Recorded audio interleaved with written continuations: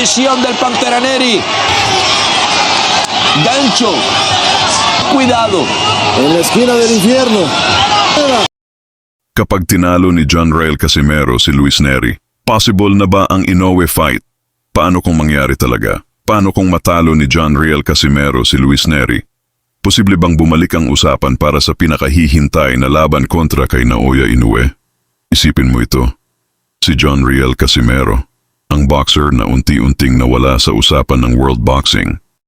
May pagkakataon ngayong bumalik sa spotlight kapag natalo niya ang isa sa pinakadelikadong kalaban ni Naoya Inoue. At ang tinutukoy natin ay walang iba kundi si Luis Neri, ang parehong boxer na unang nakapagpabagsak kay Inoue sa professional career nito. Kaya ngayon, maraming fans ang nagtatanong, kapag tinalo ba ni Casimero si Neri? Possibly na bang matuloy ang matagal ng hinihintay na Casimero versus Inoue? Pag-usapan natin yan. Hindi lang ito simpleng laban sa pagitan ng dalawang dating world champion. Tinagurian itong Battle of the Bad Boys ng boxing dahil parehong kilala sina John Rael Casimero at Luis Neri sa kanilang agresibong estilo at kontrobersyal na karera. Pero higit pa riyan ang nakataya. Ayon sa mga usap-usapan sa boxing world, ang mananalo sa laban na ito ay maaaring makakuha ng world title opportunity. Posibleng makatapat ang winner kay WBO featherweight champion Angelo Leo o kaya naman ay mabigyan ng pagkakataon sa isang napakalaking showdown laban kay Naoya Inoue. Kaya para kay Casimero, hindi lang ito laban para sa panalo, ito ang pagkakataon para muling patunayan na kabilang pa rin siya sa mga elite fighters ng mundo. At mas lalo pang tumitindi ang drama dahil si Luis Neri ang itinuturing na paborito ng mga odds makers. Mas bata, mas aktibo nitong mga nakaraang taon at galing pa sa malaking laban kontra kay Naoya Inoue. Samantalang si Casimero naman ay papasok bilang underdog. Pero alam natin ang isang bagay tungkol kay Casimero. Kapag minamaliit siya, mas lalo siyang nagiging delikado. At isang panalo lang ang maaaring magbago sa lahat. Isang panalo lang ang maaaring magbalik sa pangalan ni John Rael Casimero sa pinakamalalaking laban sa boxing. Reason number 1. Malaking statement ang panalo kay Neri. Hindi ordinaryong boxer si Luis Neri, dating world champion. Dangerous puncher. At isa sa mga pinakakilalang pangalan sa super bantamweight division. At tandaan, siya ang unang boxer na nakapagpabagsak kay Naoya Inoue. Kaya kapag natalo siya ni Casimero, malaking statement agad iyon sa buong boxing world. Parang sinasabi ni Casimero, kung kaya kong talunin ang boxer na nakapagpabagsak kay Inoue, bakit hindi ako deserving sa malaking laban?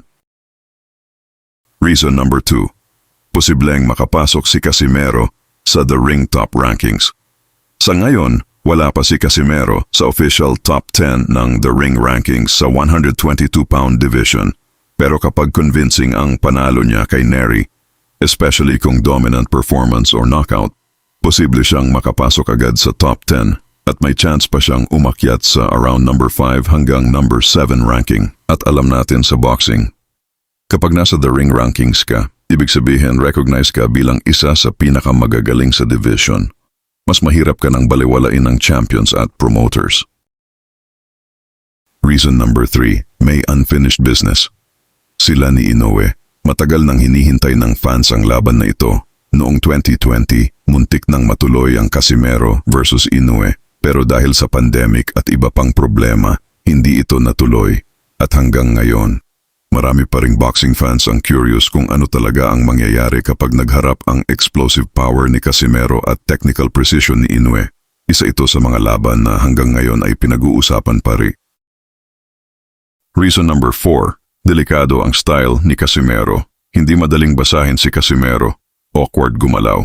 May timing. At higit sa lahat, may knockout power. Isang maling galaw lang ng kalaban. Pwedeng matapos agad ang laban. At nakita natin laban kay Neri na kahit si Inoue ay pwedeng tamaan at pabagsakin. Kaya para sa maraming fans, isa si Casimero sa mga fighters na may style na pwedeng magbigay ng seryosong problema kay The Monster. Reason number 5. Malaking hype at malaking pera ang laban. Jack, Philippines versus Japan. Casimero versus Inoue. Automatic blockbuster agad yan sa Asia. Kapag nanalo si Casimero kay Neri, siguradong lalaki ulit ang pangalan niya internationally. At alam naman natin sa boxing, kapag may hype, may fans, at may rankings, laging may posibilidad ang malaking laban.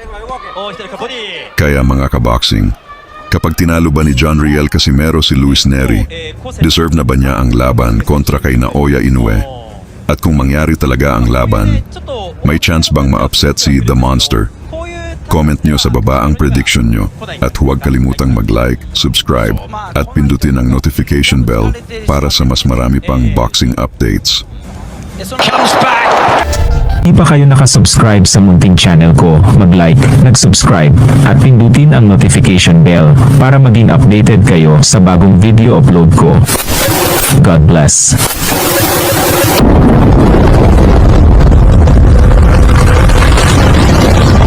Please like and subscribe to keep you guys updated with the Pinoy boxers that I'm going to feature next.